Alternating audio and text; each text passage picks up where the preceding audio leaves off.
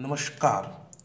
आदर्श शिक्षण संस्थान जोधपुर के द्वारा आयोजित ऑनलाइन क्लासेस में एक बार फिर से आप सभी भैया बहनों का हार्दिक स्वागत एवं अभिनंदन। इस बार सरकार द्वारा पाठ्यक्रम में परिवर्तन किया गया है, उसको ध्यान में रखते हुए आज हम कक्षा सप्तमी की संस्कृत की पाठ्य पुस्तक जिसका नाम है रुचिरा, उसका प्रथम पाठ सुभाषितानी, इसका अध्ययन करेंगे। सुभाषितानी सुभाषितानी में सु उपसर्ग है।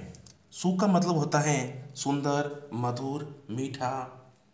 भाषितानी का मतलब होता है वचन, बोल, सुंदर मधुर वचन, मीठे बोल, हम ऐसे बोल सकते हैं।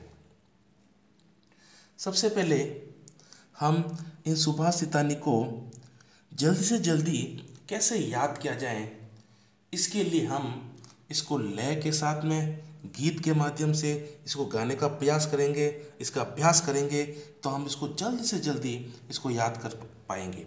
क्योंकि परीक्षा का जो प्रश्न पत्र आता है उसमें हम देखते हैं कि दो सुभाषितानी मन से लिखिए, दो सुभाषितानी का अर्थ लिखिए, ऐसे प्रश्न आते हैं।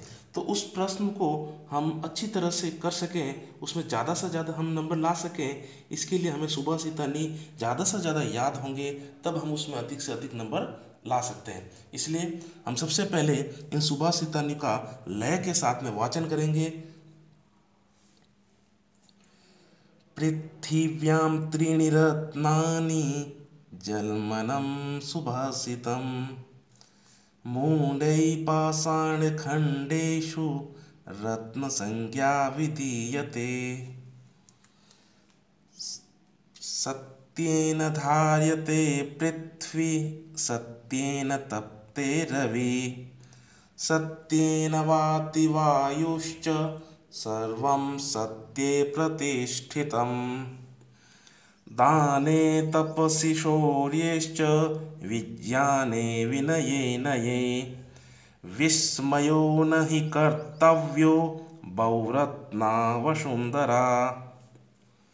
शब्दिरेव सहासीत् शब्दि कुर्वेत संगतिं, शब्दिर्विवादं मैत्रीं च नाशब्दिः किंचिदाचरेत्। धन्यधान्यप्रयोगेषु विद्यायाः संग्रहेषु च, आहारे व्यवहारे च त्यक्तलज्जः सुखी भवेत्। क्षमावशीकृतिर्लोके क्षमया किं न साधयते, शान्ति खड्गकरे यस्य किं करिष्यति दुर्जनः। इस प्रकार हम इसका बार बार अभ्यास करेंगे तो सुभाषितानी हमें जल्दी से जल्दी याद हो जाएंगे।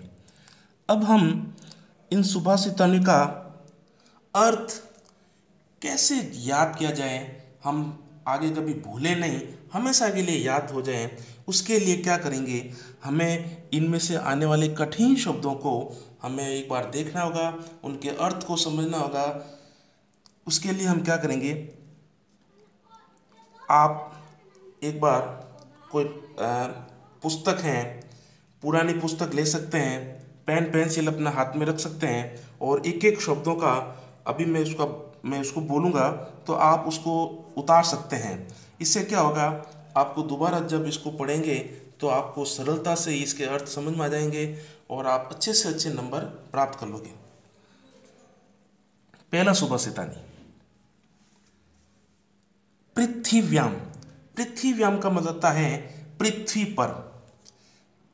पहले के वीडियो में हमने बताया था कि इस पृथ्वी के खूब सारे पर्यायवाची शब्द हैं, धरती, धरा, वसुंधरा, मेदिनी आदि। त्रीणी का मतलब होता है तीन। त्रीणी यह नपुंसकलिंग एकवचन है, त्रीणी। पुल्लिंग में हम त्रय, तिस्र और त्रीणी, इसके तीन रूप चलते हैं, पुल्लिंग, स्त्रीलिंग और नपुंसकलिंग में। त्रय, तिस्र और त्रीणि। तो त्रीणि जो है वह नपुंसकलिंग शब्द है।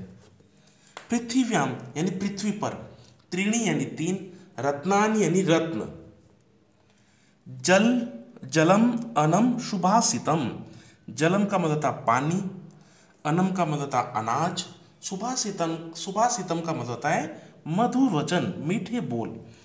तो इस प्रथम पंक्ति का पूरा अर्थ अगर हम समझेंगे तो ये होता है कि पृथ्वीव्याम त्रीणि रत्नानि जलमनम सुभाषितम, यानी इस पृथ्वी पर तीन रत्न हैं। पहला जल यानी पानी, अनम का मतलब था अन्न, सुभाषितम का मतलब होता है सुंदर वचन, मीठे बोल। आगे की पंक्ति, मूढ़ेय, मूढ़ेय का मतलब होता है मूर्ख लोगों के द्वारा, मूर्खों के द्वारा। पाषाण, पाषाण का मतलब होता है पत्थर। खंडेशु का मतलब होता है टुकड़े, टुकड़ों में पर सप्तमी विभक्ति का प्रयोग किया जाता है। पाषाण खंडेशु यानी पत्थर के टुकड़ों में। रत्न संज्ञा, रत्न का मतलब होता है रत्न, यानी हम कह सकते हैं हीरे जवाहरात पन्ने मोती, इन सबको रत्न की संज्ञा दी गई है।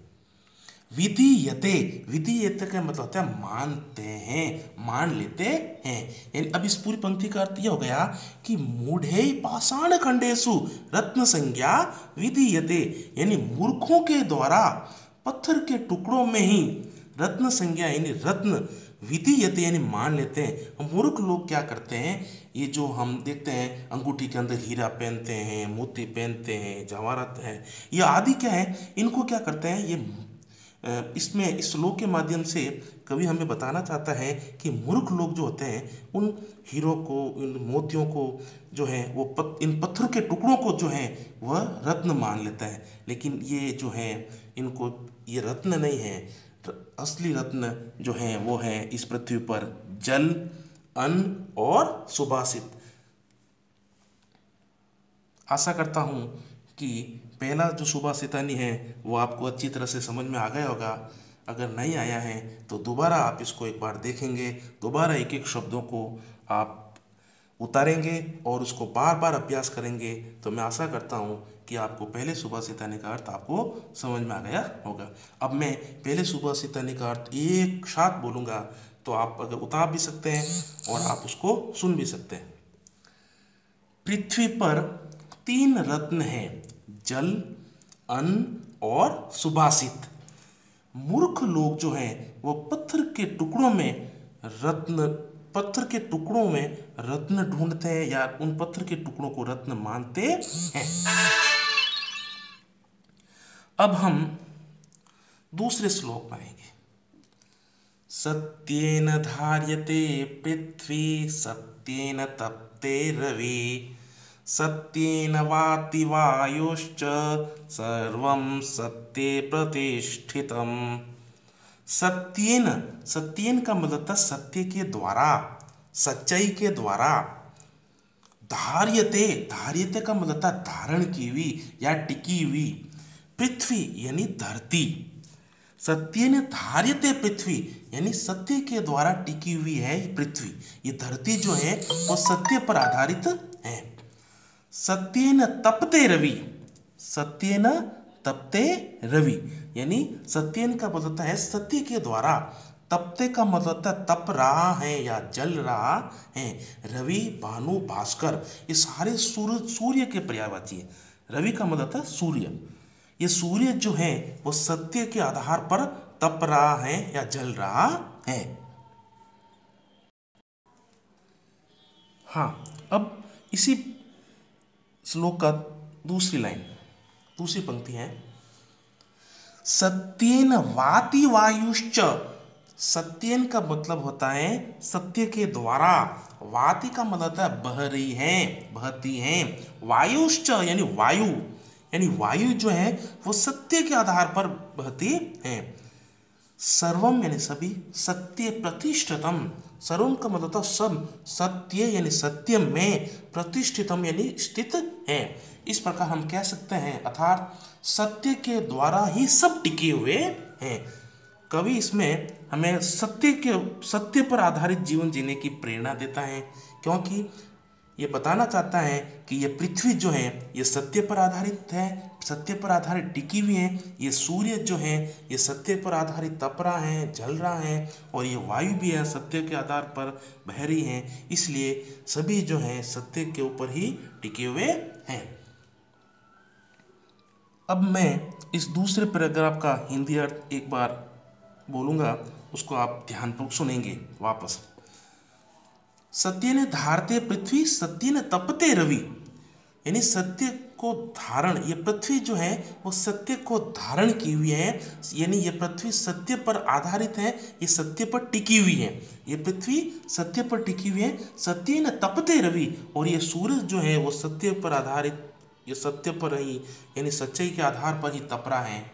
सत्य न वाति वायु, और ये वायु जो है वो सत्य के आधार पर बह रही है। सर्वम सत्यम प्रतिष्ठितम, सब जो है, सर्वम का मतलब सभी, सत्य यानी सत्य में है, प्रतिष्ठितम यानी प्रतिष्ठित है, स्थित है, यानी सभी जो है वो सत्य में ही स्थित है। इस प्रकार हम कह सकते हैं कि सत्य के द्वारा ही सब टिके हुए हैं।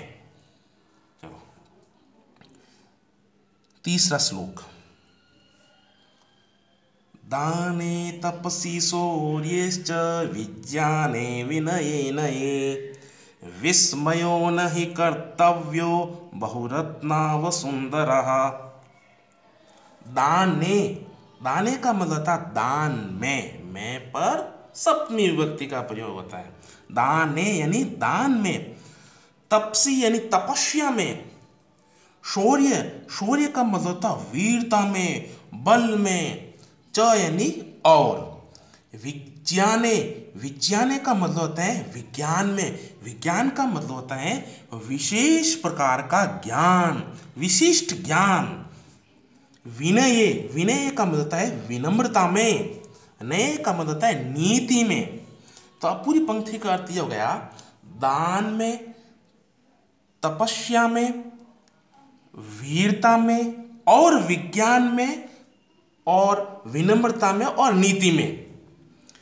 विस्मयो न ही कर्तव्य, विस्मयो न ही कर्तव्यो बहुरत्ना वसुंधरा। विस्मयो, विस्मयो का मतलब होता है आश्चर्य, नहीं यानी नहीं, कर्तव्य, कर्तव्य में, कर्तव्य जो शब्द है वह क्री धातु, क्री का मतलब होता है करना, क्री धातु तव्यत प्रत्यय। हम जब अगली कक्षा में, बड़ी कक्षाओं में आएंगे तो हम जब प्रत्यय पढ़ेंगे उसमें आपको जानकारी हो जाएगी तव्यत प्रत्यय क्या है। इसके बारे में हम अगली कक्षा में जब आएंगे तब पता चलेगा, आपके अभी ये कोर्स में नहीं है। तव्यत, तव्यत का मतलब, तव्यत का प्रत्यय का मतलब होता है चाहिए के अर्थ में ये प्रयोग किया जाता है, यानी क्रिय धातु तव्यत प्रत्यय यानी कर्तव्य, कर्तव्य का मतलब होता है करना चाहिए। बहुरत्ना वसुंधरा, बहुरत्ना यानी बहुत से रत्न, अनेक प्रकार के रत्नों से भरी हुई। वसुंधरा का मतलब होता है धरती। अब इस पूरी पंक्ति का अर्थ होता है विस्मयो नहीं कर्तव्यो बहुरत्ना वसुंधरा, यानी आश्चर्य, विस्मयो नहीं कर्तव्य यानी आश्चर्य नहीं करना चाहिए, हमें आश्चर्य नहीं करना चाहिए, क्योंकि ये धरती जो है, इस धरती जो है ये अनेक रत्नों से भरी हुई है। इस धरती पर अनेक प्रकार के रत्न, हीरे, मोती, जवाहरात है। इस धरती के गर्भ में जो है, ये धरती अगर हम देखें, हमें सोना भी इस धरती के गर्भ से मिलता है, चांदी भी यहीं से मिलते हैं, हीरे, जवाहरात, सारे चीज़ें हमें इस धरती से ही प्राप्त होते हैं। अब इस तीसरे श्लोक का मैं एक बार पूरा अर्थ वापस बोलूँगा, उसको आप ध्यानपूर्वक सुनेंगे। दान में, तपस्या में, शौर्य, शौर्य का मतलब होता है बल में, वीरता में, विज्ञान में, विनय यानी विनम्रता में और नीति में कभी भी आश्चर्य नहीं करना चाहिए। अगर कोई, कवि इसमें बताना चाहता है, अगर कोई दान देता है, अगर वो लार्ज बहुत मात्रा में अगर दान देता है तो भी हमें आश्चर्य नहीं करना चाहिए। अगर कोई ताकतवर है, कोई वीर है, अगर उसने वीरता में कोई अच्छा परिचय दिया है अपना, तो भी हमें आश्चर्य नहीं करना चाहिए। अगर कोई विज्ञान में कोई नई नई खोज की है, किसी ने विशिष्ट प्रकार का ज्ञान प्राप्त किया, तो उसमें भी हमें आश्चर्य नहीं करना चाहिए, क्योंकि ये कवि इस श्लोक के माध्यम से बताना चाहता है कि ये धरती जो है, इस धरती पे जो है रत्नों, ये धरती जो है पूरी रत्नों से भरी हुई है। इस धरती पर जो है ऐसे लोगों की कमी नहीं है, क्योंकि खूब सारे इसमें और से और अधिक इसमें जो है हमें मिल जाएंगे ऐसे उदाहरण। इसलिए हमें इनमें किसी प्रकार का आश्चर्य नहीं करना चाहिए।